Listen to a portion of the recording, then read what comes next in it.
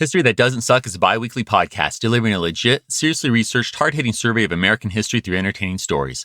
If you'd like to support HTDS or enjoy bonus content, please consider giving at patreon.com/History That Doesn't Suck.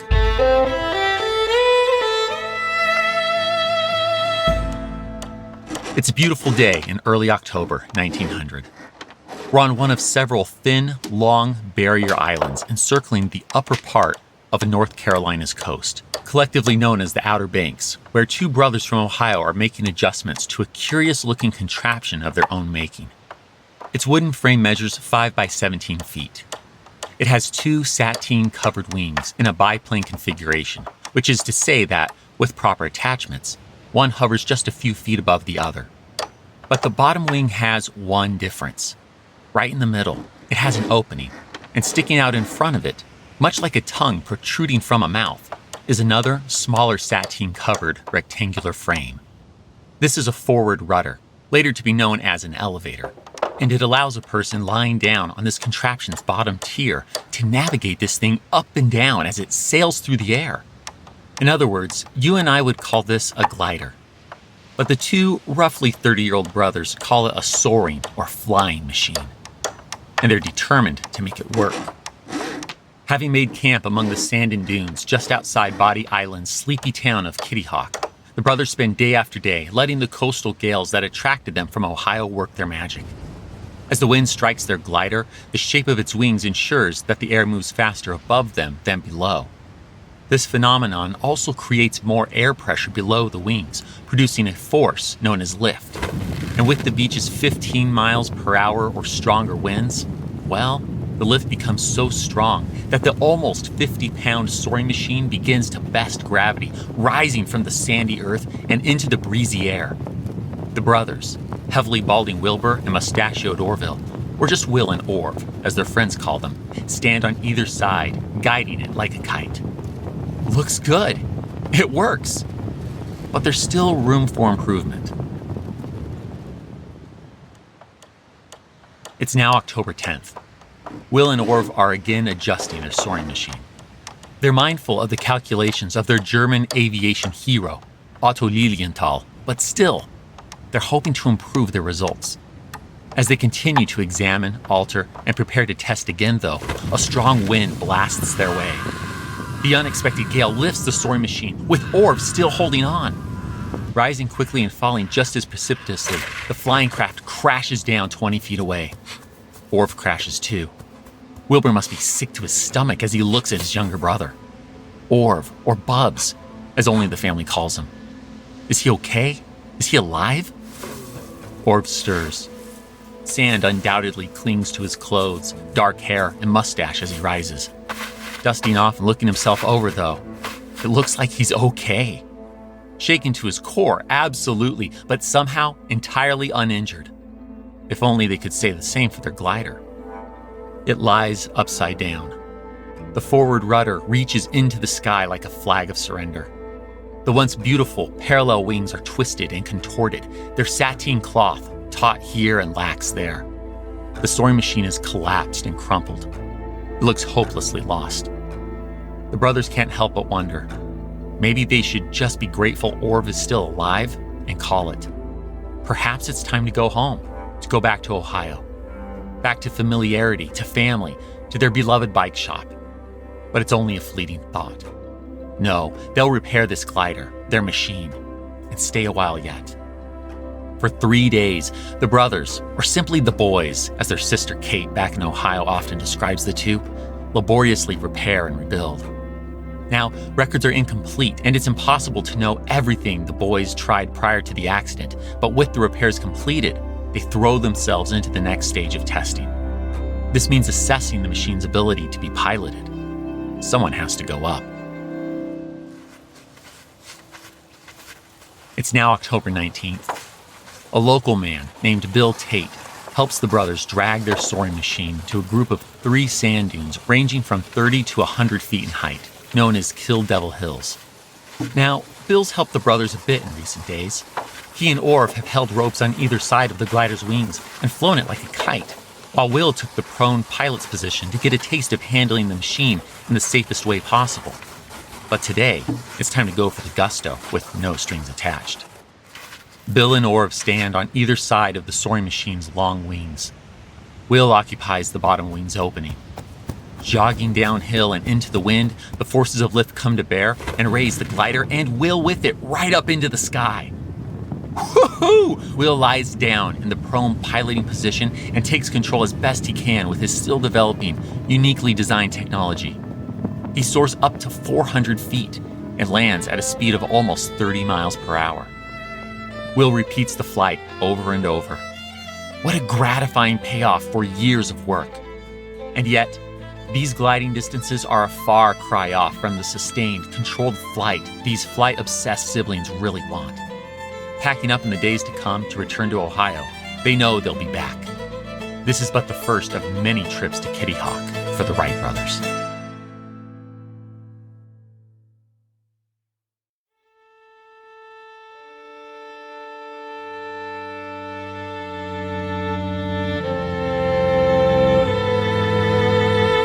Welcome to History That Doesn't Suck. I'm your professor, Greg Jackson, and I'd like to tell you a story.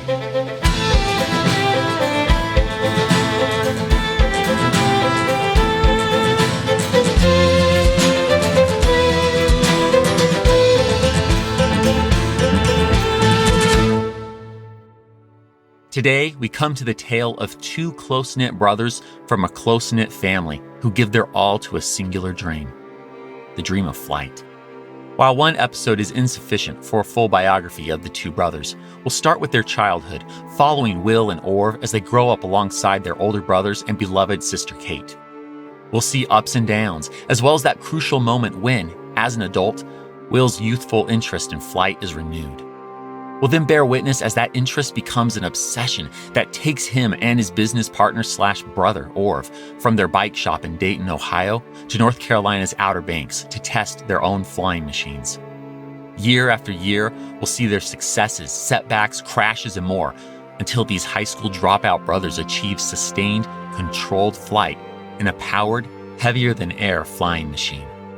And while that incredible tale will take the lion's share of our time, we of course won't end without contextualizing their work with other competing claimants for first in flight. It's a jam-packed and fun story. And we begin by temporarily leaving North Carolina to reconnect with the Wrights of 2 decades prior in Iowa. Rewind.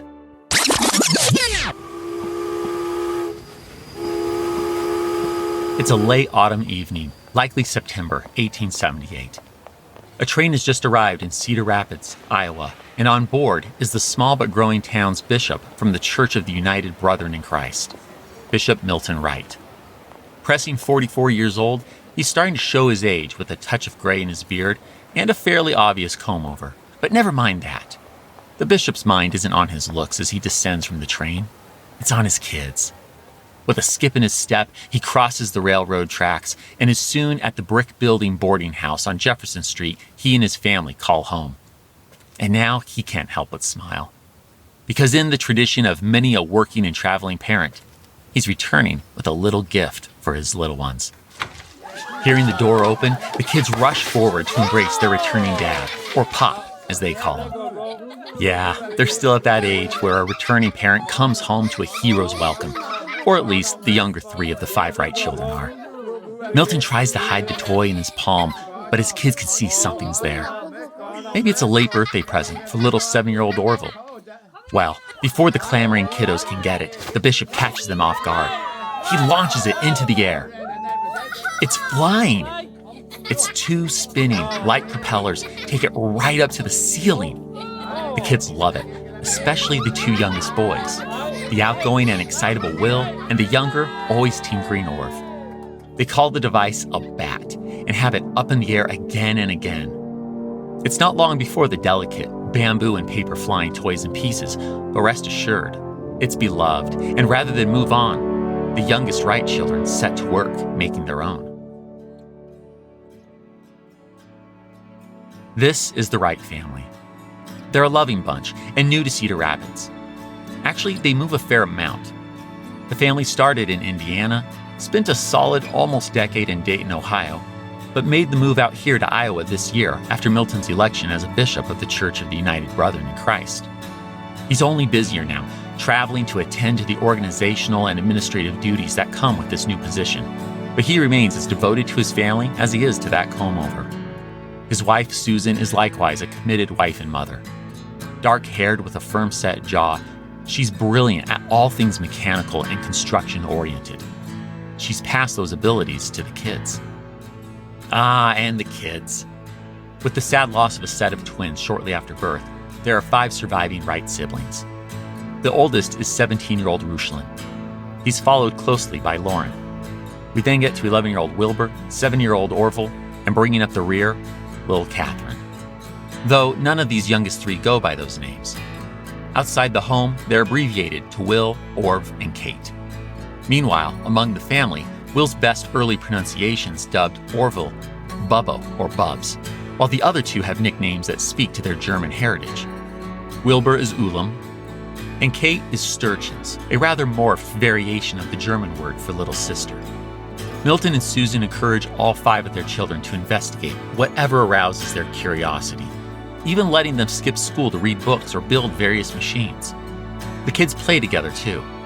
The older 2 tend to stick together, while Orv pulls little Katie through town in their wagon, and middle child Will straddles both worlds. He likes to run with his older brothers, but is also happy to pass his wisdom and kite-flying skills to Orv.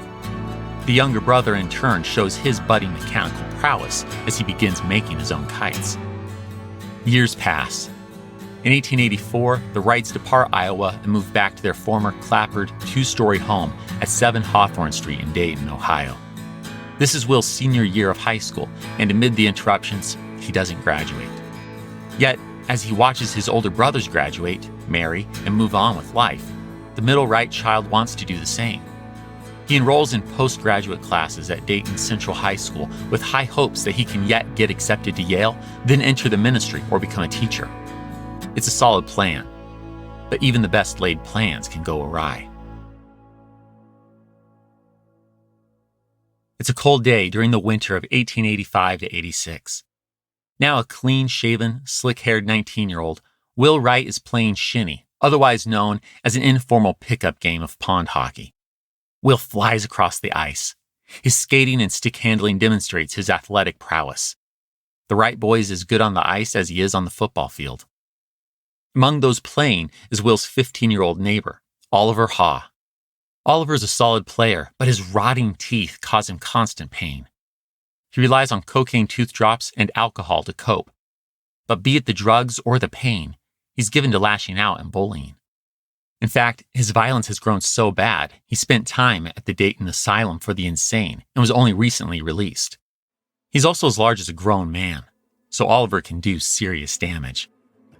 We don't know what sets him off today, but at some point during the game, Oliver takes his stick and cracks Will across the face. The graceful athlete is reduced to a crumpled mess, his blood pooling as several teeth fly across the ice. Oliver never overcomes his addictions, and years later, he'll meet his end in the electric chair after being convicted for murdering his own parents and brother. But we won't get distracted by his story. Our focus is Will Wright, and the poor guy is left in miserable pain for weeks. He's fitted with false teeth, but suffers from digestive problems, heart palpitations, and depression. Sports, his prep courses, all of it stops. The aspiration of Yale dies. When asked about college, he responds that it, quote, might be time and money wasted, close quote. Will turns his energy toward reading and caring for his sickly mother. His older brother Lauren worries, writing to their sister Kate. He, Will, ought to be doing something. Is he still cook and chambermaid?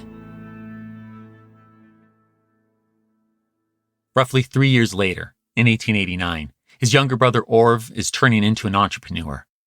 With 2 summers as a print shop apprentice under his belt, he and his lifelong friend, Ed Sines, start a shop of their own, boasting that they, quote, do job printing cheaper than any other house in town, close quote.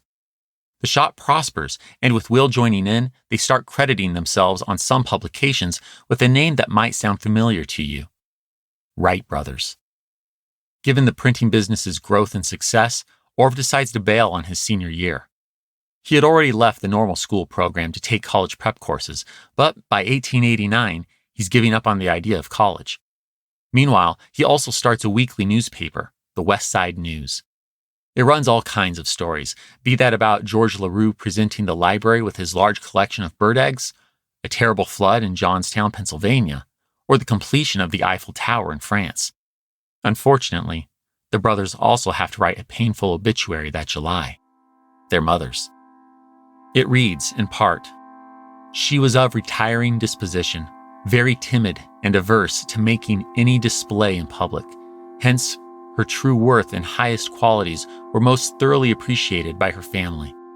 Yes, Susan Wright, the loving, supportive wife and mother who encouraged her children's curiosity and mechanical inclinations, lost her years-long fight with tuberculosis on July 4th. The grief is indelible and overshadows Independence Day. The Wright family will never again enjoy the festivities of the 4th of July. Will and Orv continue living with their newly widower Pop, but that's just because they're a close and loving family. While the newspaper side of things soon drops off, they're crushing the printing game. Still, print is Orv's passion, not Will's. His contributions are perhaps less than stellar. But soon, the two brothers find a new passion in a hobby that's sweeping the nation: cycling. Back in the 1870s and early 80s, the penny farthing, or high wheeler, so called for its massive, several feet in diameter front wheel that dwarfs its back wheel, was the go-to bicycle. These bikes were known for their bumpy rides and difficulty to steer. But in 1885, England's John Kemp Starley changed the game with his Rover safety bicycle. Its two wheels of equal size and pneumatic tubes made for easier handling and a far smoother ride. A craze began. Will likes long country rides. Orv, on the other hand, considers himself a scorcher.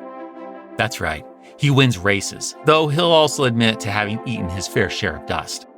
But let's also remember dearly departed Susan passed her mechanical ways to these boys, and so the brothers soon have long lines of friends asking for help with repairs.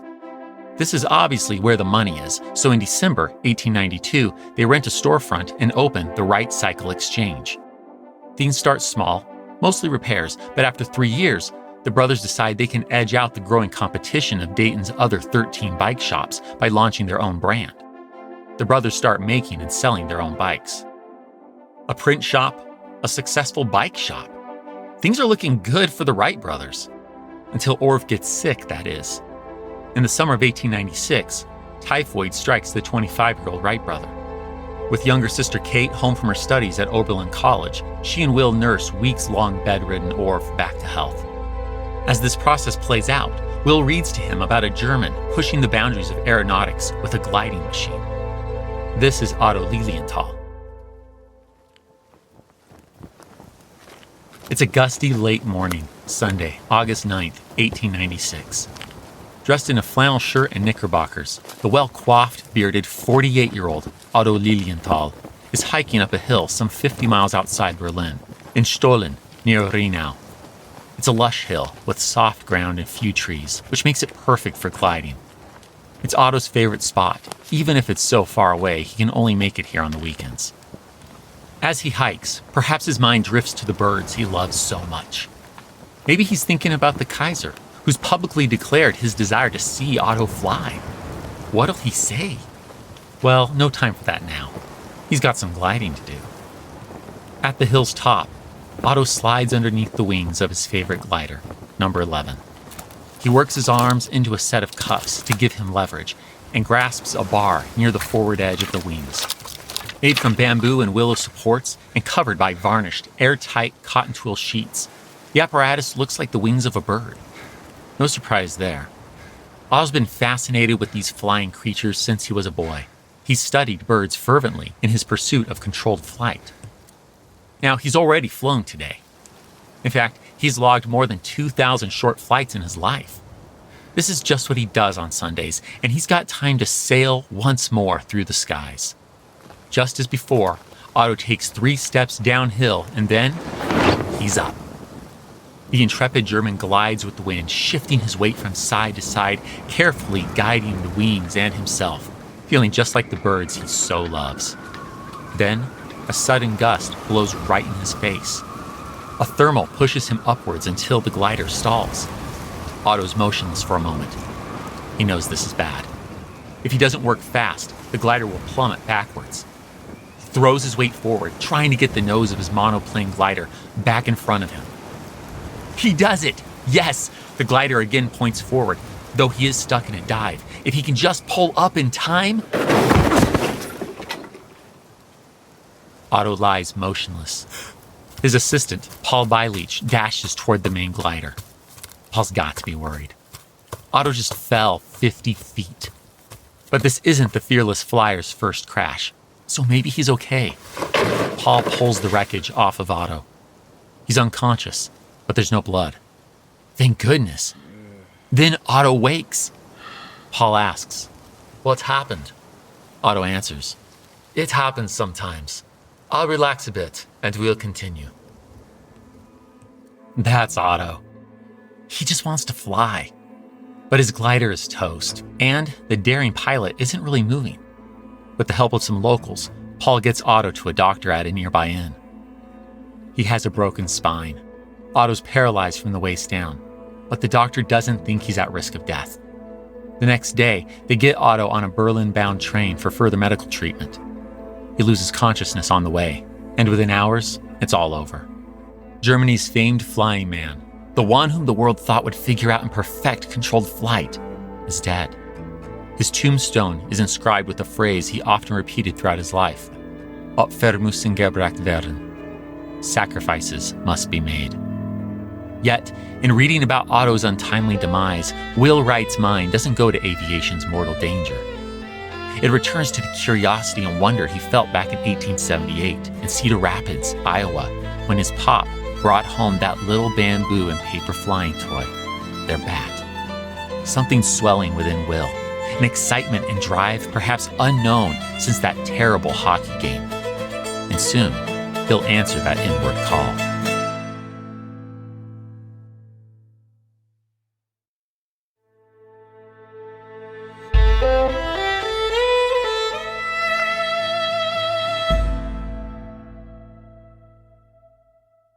From early mythologies of airborne deities to Leonardo da Vinci's flying machine sketches and 18th century France's development of the hot air balloon, humanity has long dreamed of flight. And by the late 19th century, intrepid thinkers and doers the world over are advancing the field of aeronautics. Sometimes that means sacrificing everything, as Otto Lilienthal did. But there are others making advancements with less lethal outcomes.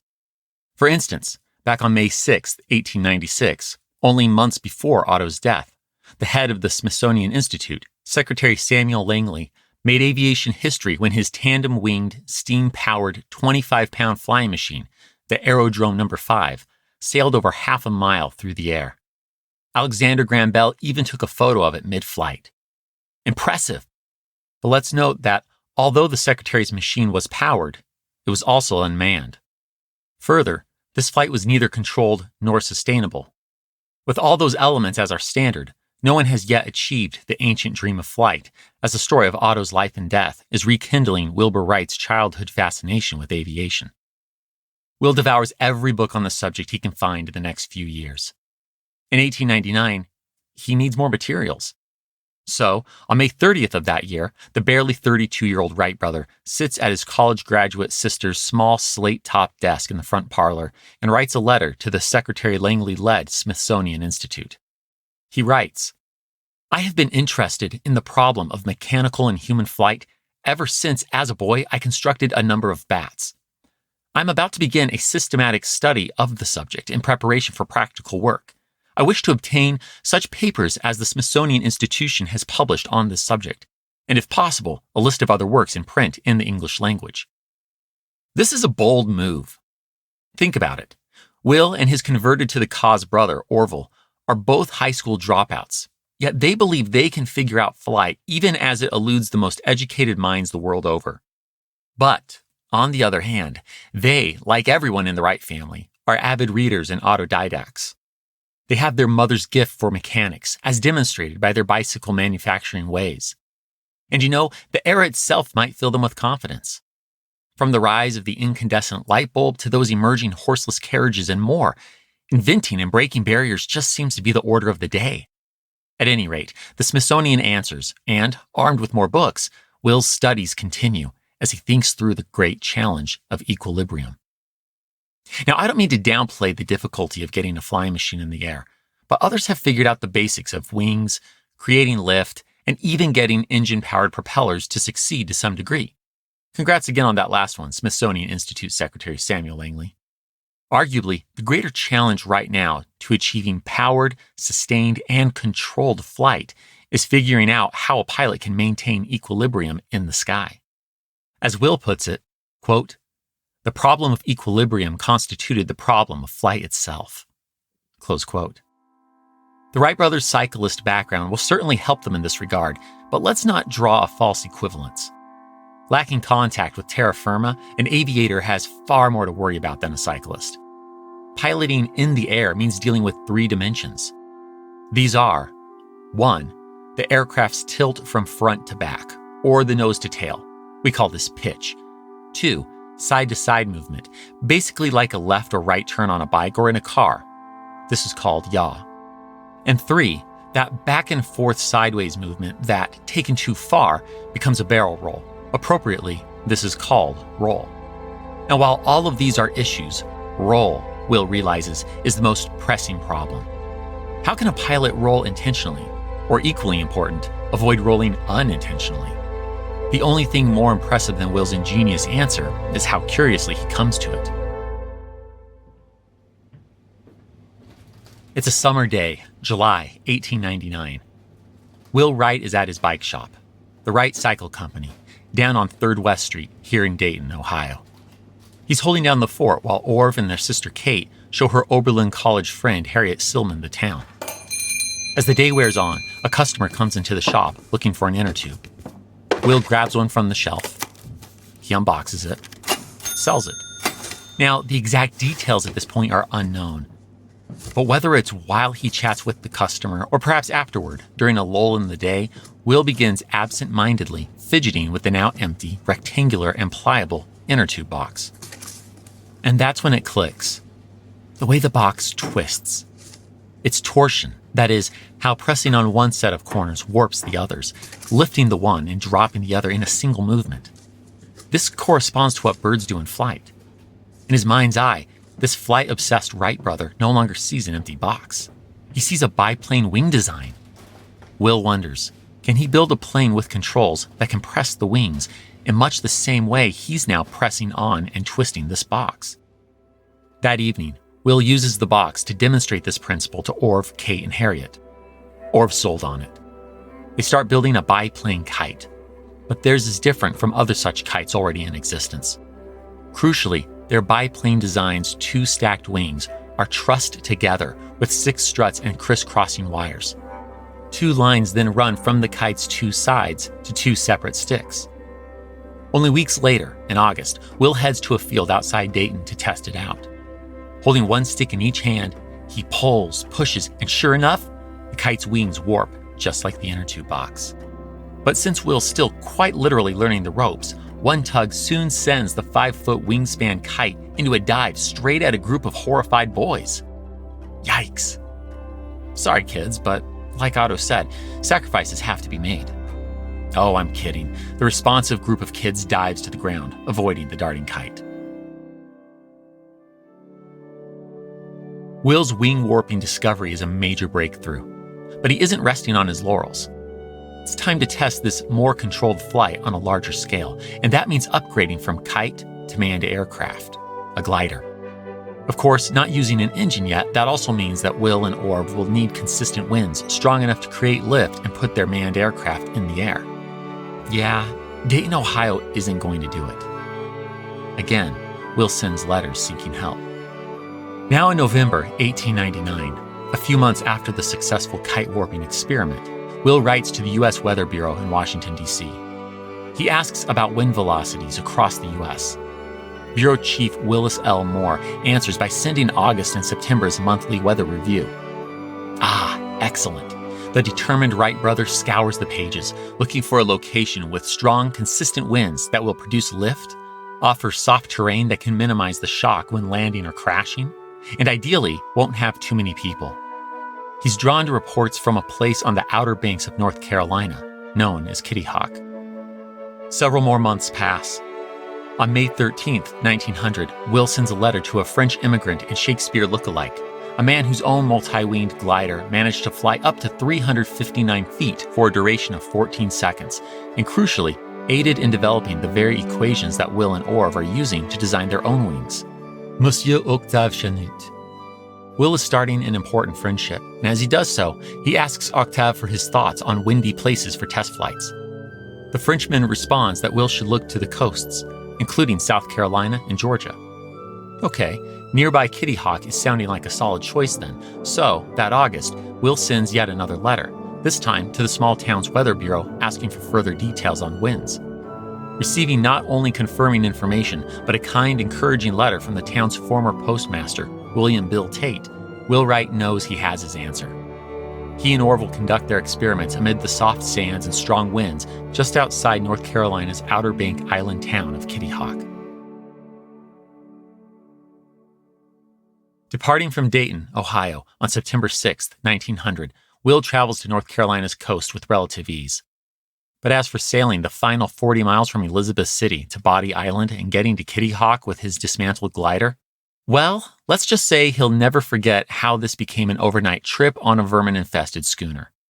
As his friendship with Bill Tate deepens, Will teases the Kitty Hawk resident from time to time about his letter's lack of directions on how to get to the island. Anyhow, Orv soon follows in late September, and by early October, the beach camping brothers have their soaring machine, that is, their 17-foot wingspan biplane glider, ready for testing. This brings us back to where we started the episode. I trust you recall the Wright brothers flying their soaring machine as a kite, the October 10th gale that carried off Orv and crashed the glider, as well as Will's successful October 19th gliding. What a moment! As historian David McCullough describes it, quote, "After nearly 4 years of concentrated study and effort by the brothers, it proved a day of days." Close quote. 4 days later, on October 23rd, the brothers leave and abandon their glider to Bill Tate in the process. They don't need it. They've learned what they can from this model and will return next year with a new and improved design. Back in Dayton, Will and Orv return to their bike shop and make plans for next year's glider. It will be bigger.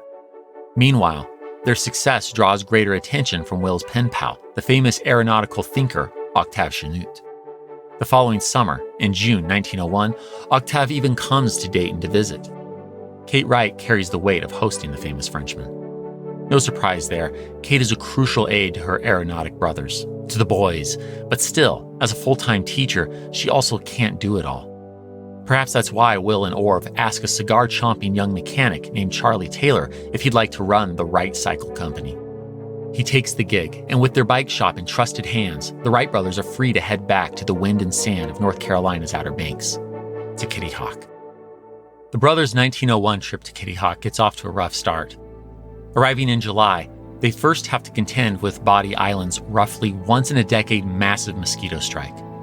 According to Orv, the swarm is so thick, they're, quote, almost darkening the sun, close quote. Neither the massive shed they've built nor their mosquito nets can save them from the small blood-sucking insects. It's so bad the brothers can't even fly. But just as they're ready to give up, the mosquitoes move on. Likely scratching all over, Will and Orv can finally return to the sky.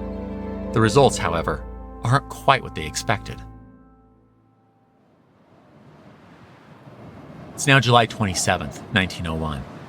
Winds of approximately 13 miles per hour are sweeping over Body Island's Kill Devil Hills, which means the Wright brothers have nearly perfect conditions to test out their second biplane glider, or flying machine. They drag the glider up the sand dunes, which is particularly easy given their 4 visitors.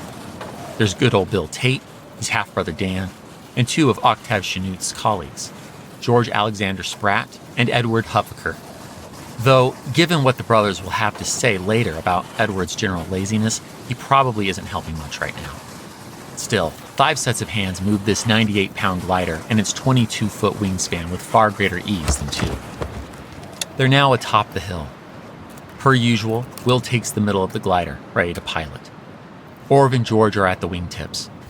They pick up the flying machine and charge down the hill. Will lifts himself into the prone piloting position, and then, the glider drops like a rock. He eats sand. They try again, and again, and again. Finally, Will positions himself farther back on the glider and has a successful flight. The brothers' visitors are amazed. But not Will and Orv. They still did better last year, and this glider is rough to handle. The afternoon wears on. Will takes a flight that goes a bit too high, then appears ready to stall. This is exactly how Otto Lilienthal died. Down on the ground, Orv screams at Will to push the forward rudder to its furthest extent. The glider responds, and Will lands on the sand without incident. That's it. The brothers are forced to conclude last year's glider was better. It makes no sense. See, last year, they didn't have the resources to build quite to the specifications of Otto Lilienthal's tables. This meant a smaller overall glider with a camber, that is, wing curvature, of 1 to 22. But this year, they're right on the money. They've nailed Otto Lilienthal's ratio of 1 to 12. So what gives? Days pass. On August 4th, Octave Chanute himself comes to Kitty Hawk. He examines the soaring machine and agrees that the brothers have built this glider precisely to Otto's specifications. Damn, this is a reckoning. As Orv Wright will later recall, and right then, all of us, I suspect, began to lose faith in Lilienthal and his gospel figures. They alter the glider. They spend days rebuilding and changing the camber to something closer to last year's. But returning to flying on August 8th, they find that now their wing warping tech isn't working quite right. They're experiencing something future aviators will call adverse yaw. Will suffers through a crash that leaves him with a bruised face and sore ribs. Octave and other Kitty Hawk spectators of 1901 leave, nothing but impressed. But as the Wright brothers pack up, they have a different sense of things. If Otto's tables are wrong, that means the whole foundation of the world's developing knowledge of flight is wrong. The brothers realize that they'll have to make their own calculations. From scratch. Heartbroken, Will turns to his brother Orv and proclaims, "Not in 1,000 years would man ever fly." Such is the utter despondency of the Wright brothers as they head back to Ohio.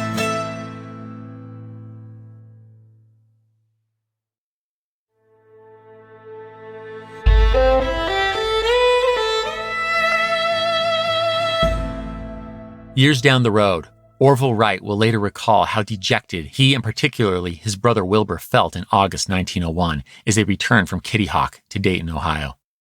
Kate will remember it differently, though. Ever close to and supportive of her brothers, she'll recall the boys less as defeated and more inclined to talk serious crap about Octave Chanute's lazy, good-for-nothing, worthless colleague, Edward Huffaker. Seriously, would it have killed the guy to wash one dish? Just once. Well, regardless of perceptions and realities, the fact is that Kitty Hawk was rough this year. Yet, their courage and determination isn't gone just yet. Will and Orv throw themselves back into their work. Kate reports that all she and Pop ever hear is the boys' incessant jabbering about flying. September soon arrives. Ohio mourns the assassination of its native son and longtime public servant, U.S. President William McKinley. What an added distress this must be as Will travels to Chicago to speak at the Western Society of Engineers.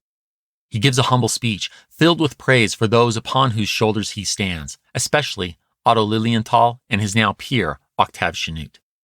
His words are well received, but for all his humility, Will also knows that, upon returning to Dayton, he and Will must reckon with the fact that these very intellectual giants got so very much wrong. As Orv later puts it, it was like groping in the dark. Lilienthal's figures were not to be relied upon. Nobody else had done any scientific experimenting along these lines. The boys faced down this challenge upstairs in their bike shop with a 6-foot-long, 16-inch square wind tunnel. Yet to experience the Edison touch, they rely on a gasoline engine to power an electric fan, thus creating their wind. As October and November pass, the duo laboriously cut and pound old hacksaw blades and bicycle spokes into dozens of model biplanes, then send them through the tunnel. Slowly but surely, they unlearn the errors of Otto Lilienthal and move toward their next iteration of glider. But by December, the boys have to turn their attention back to manufacturing bikes. Yes, even with cigar-loving Charlie Taylor's help, who's still very much employed by the Wrights and doing a great job, despite Kate's dislike of him, Will and Orv can't check out indefinitely. Though Octave Chanute certainly wants them to. He's so eager for them to carry on, he offers to ask his friend, Andrew Carnegie, to fund them so they can ignore the bike shop. Will and Orv decline, though. Patiently, they build bikes through the winter of 1901 to 1902, and when spring arrives, they turn their attention from machines with 2 wheels to one machine with 2 wings. Using their own figures and data from the wind tunnel, the boys have high hopes for this year's trip to Kitty Hawk. In late August 1902, Will and Orv undertake what has become their annual pilgrimage to North Carolina's Outer Banks. They arrive at their sandy beach camp on the 29th and immediately are in better spirits than last year. For one thing, the camp, which they get back in order over the next week and change, is becoming rather nice. They've built themselves an off-road, sand-tolerant bicycle, deep in their water well, and above all else, Will exults. No Edward Huffaker and no mosquitoes. Yeah, Will throws Edward in the same company as the mosquitoes. Man, they really hate that guy. Starting on September 8th, they begin assembling this year's flying machine. With a wingspan of 32 feet, it's their biggest yet. In fact, the total wing area is 305 square feet, almost double that of 1900's glider.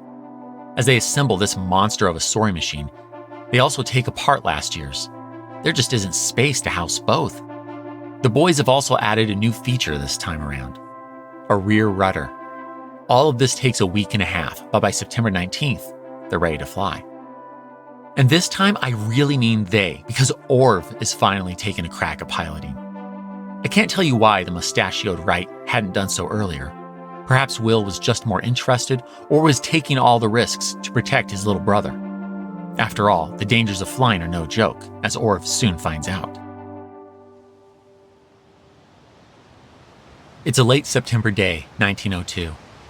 Orv Wright stands on the sand, ready to pilot the glider just as soon as he gets the needed wind. And he can hear and see a breeze coming. Soon, he feels it. Reaching 12 miles per hour, the wind is strong enough to produce the lift he needs. Charging forward, he's soon airborne. But to his horror, Orv suddenly realizes this isn't a breeze. He'll later call it a whirlwind. The nose of the glider jerks up hard, about 25 feet, so he responds by tilting the forward rudder to descend. But only a moment later, the capricious wind shifts. Worse, the inexperienced pilot doesn't quite have the skill to handle the needed wing warping correctly in this situation. The glider slams into the ground, spitting Orv out head first. Thankfully, he's all right, not even bruised. But the rookie is a bit shaken, and it takes a few days to repair the glider. Things go smoothly on this trip from here on out, though. On the night of October 2nd, too much coffee leaves an overcaffeinated Orv unable to sleep. In this state, he realizes the immovable rudder is a problem. They should add a hinge. Because this isn't a boat, the rear rudder responds differently and could assist with wing warping. Meanwhile, more visitors come, including Kitty Hawk locals, who've really grown to love the Wrights. The boy's older brother, Loren Wright, George Spratt, Octave Chanute, and Octave's assistant, Augustus Herring. But still no Edward Huffaker. Whew! Will and Orv politely suffer through Octave and Augustus testing out a far inferior multi-wing soaring machine, but by mid-October, the boys are back to exclusively testing their own glider. By the time they depart for home on October 28th, the Wright brothers have logged some 1,000 flights this summer, are gliding over 600 feet, and staying in the air for 26 seconds. As David McCullough so eloquently sums up the Wright brothers' 1902 trip to Kitty Hawk, quote, "They could soar, they could float, they could dive and rise, circle and glide and land, all with assurance. Now they had only to build a motor." Close quote. It shouldn't be that hard to get their hands on a motor in late 1902. As we know from the last episode, gasoline engines have really come into their own, and many of the nation's new horseless carriage makers are embracing it. In fact, it was only days before this year's Kitty Hawk trip wrapped up that Henry Ford's latest racer, 999, beat Will and Orv's fellow Ohioan, Alexander Winton. It was Henry's second win over him. But the Wright brothers' several inquiries only draw one response, and what's offered is far too heavy. So once again, the boys head to their shop, but this time, they aren't the ones calling the shots. That would be their cigar-chewing mechanic, Charlie Taylor. Charlie has very limited experience with gas motors. Still, even that limited experience puts him ahead of his two employers, and frankly, he gets engines in a way they don't. To quote Charlie, "While the boys were handy with tools, they had never done much machine work, and anyway, they were busy on the airframe. It was up to me. My only experience with a gasoline engine was an attempt to repair one in an automobile in 1901. And so, in the early months of 1903, Charlie works on the engine as the brothers focus on the propellers. Both are major undertakings, and frankly, works of genius. Again, with echoes of our last episode, Charlie's engine has no carburetor per se. The gas sits in a 1-gallon tank hanging from a wing strut and relies on gravity to feed the fuel to a shallow chamber where it can mix with the air, then perform its explosive magic in the 4-stroke, 4-cylinder, 12-horsepower engine. Brilliantly, they keep its weight well under 200 pounds by having the engine block cast from aluminum. Meanwhile, the boys are crafting the propellers, which, to their surprise, proves to be a less developed technology than they had hoped. It appears that, just like rudders, propellers respond differently to aircraft than watercraft. Yet, it seems no one else experimenting with propellers in the air has figured these details out. Once again, Will and Orv have to do it on their own. Yet, incredibly, they again use a wind tunnel to collect data and sort this out in a mere matter of months. Charlie considers this achievement greatly underappreciated. To quote him again, "I think the hardest job Will and Orv had was with the propellers. I don't believe they were ever given enough credit for that development. The outcome is 2 handcrafted propellers of spruce wood, each measuring 8.5 feet in diameter and set to spin in opposite directions, one clockwise, the other counterclockwise, so as to equalize the pole they create, otherwise known as gyroscopic action. Oh yeah, and let's not forget, they also build another aircraft. This one is so big, they can't even fully assemble it in Dayton, Ohio. The boys will put it together for the first time on site. But getting to that point is still fraught with difficulty. Though Will and Orv depart for and arrive at their beloved North Carolina Outer Banks Beach in late September 1903, the disassembled aircraft won't make it until October 8th. It takes almost a month to get it put together, but then disaster strikes when the engine misfires and vibrates so hard it damages the propeller shafts beyond repair. Ultimately, this forces Orv to make a return trip to Dayton, where he and Charlie work out replacement shafts made of solid steel. It isn't until December 11th that Orv makes it back to Kitty Hawk with these replacement parts. But the repairs are soon made, and the boys have finally reached the point to which their work has been building for so many years. It's time to attempt controlled, sustained, and powered flight. It's December 14th, 1903. We're among North Carolina's Outer Banks, at the Wright brothers' beach camp just outside Kitty Hawk. Will and Orv are just finishing repairs on their flying machine. And what a sight it is to behold! From forward to rear rudder, it's wrapped in a beautiful and strong white muslin cloth. Spanning 40 feet, the biplane's wings are securely trussed with the same type of wire used on the Brooklyn Bridge. That's right, Roebling wire. 2 spruce propellers are affixed just behind the wings, while the motor powering them is located on the bottom wing, just off center right, to counterbalance a piloting Wright brothers' body weight as he lies next to it just off center left. And as the afternoon comes, the boys find themselves content with their last adjustments. It's time to test it out. With the help of John T. Daniels and 2 other locals, Will and Orv move their over 600-pound flying machine on skids more than a quarter mile to Big Hill Devil Hill. They next get the aircraft on their 60-foot launching track, then start the engine. Curious but now terrified local boys run off as it roars to life.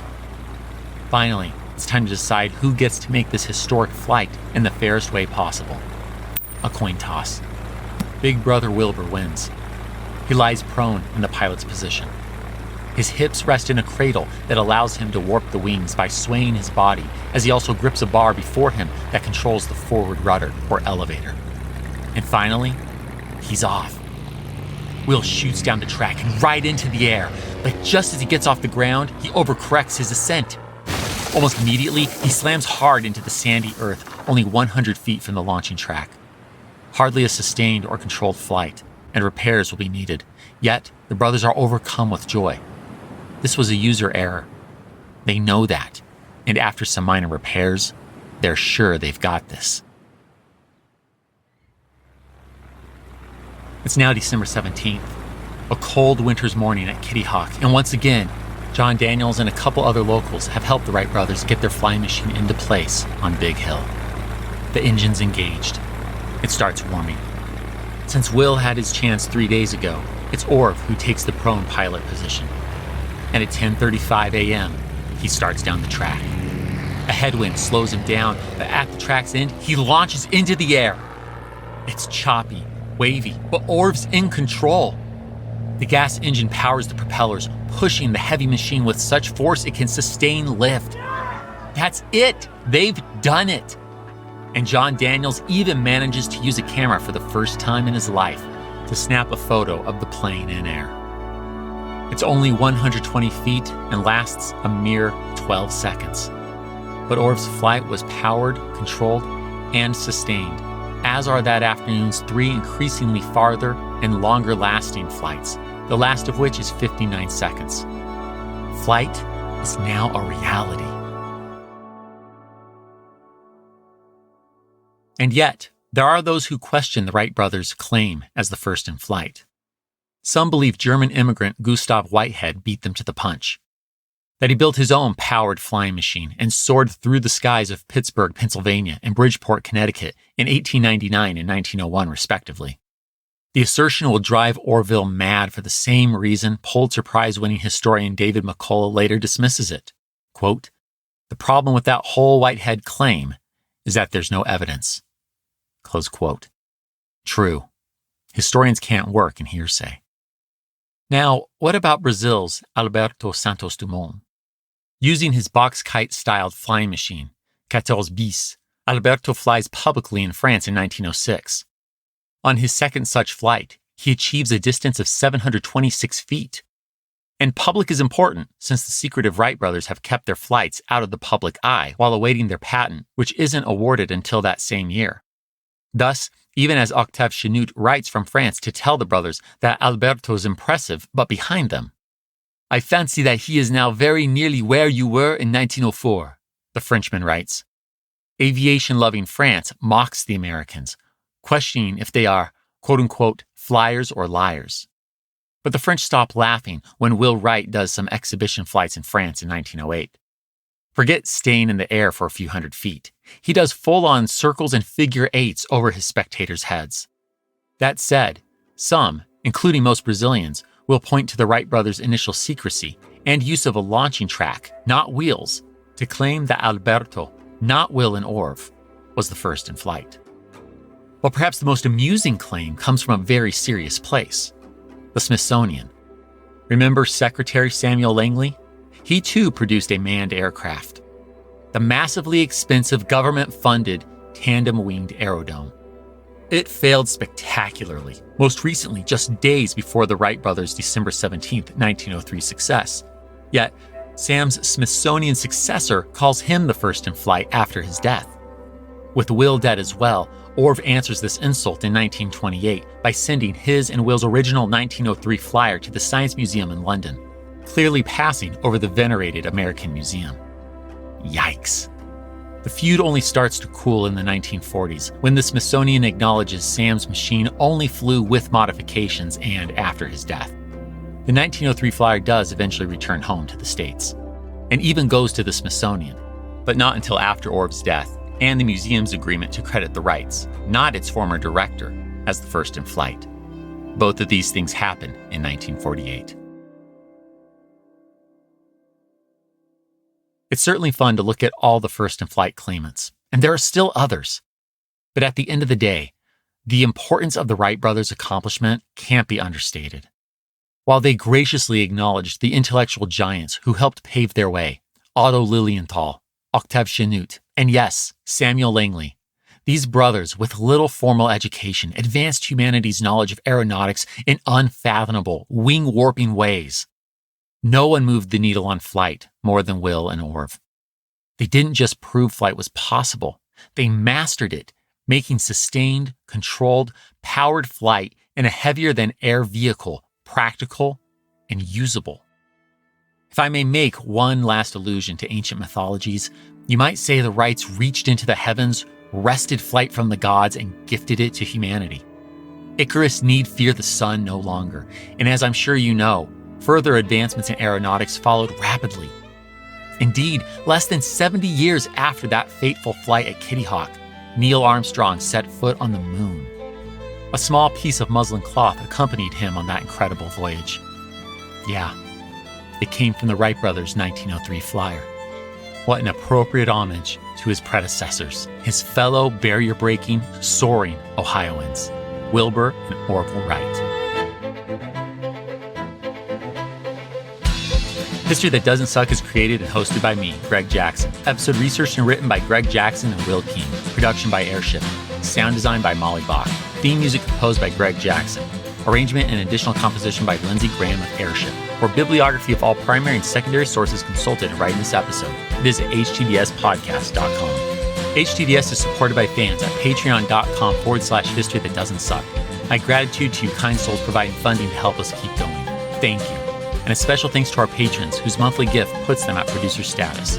Amanda Bragg, Art Lang, Ben Kelly, Beth M. Chris Jansen, Bill Thompson, Bob Drazovich, Brad Herman, Shannon Stewart, Charles and Shirley Clendenden, Chris Mendoza, Christopher Cottle, Christopher Pullman, David Aubrey, David DeFazio, Durante Spencer, Dex Jones, Donald Moore, Henry Brunges, James Black, Janie McCreary, Jeffrey Moots, Jennifer Magnolia, Joe Dobis, John Frugal Dougal, John Keller, John Ridlevich, John Schaefer, Juliana Taper, Karen Bartholomew, Kristen Kenny, Kyle Decker, Lawrence Newbacher, Liz McNeil, Mark Ellis, Matthew Mitchell, Melanie Jan, Michael Umbright, Nick Navoda, Paul Borowski, Paul Goringer, Rich Miller, Rick Brown, Robert Asenzi, Sarah Traylor, Sean Pepper, Sean Baines, Sue Lang, Creepy Girl, Thomas Bugg, Thomas Stewart, Tisha Black, Todd Kine, and Victoria Bennett. Join me in 2 weeks where I'd like to tell you a story.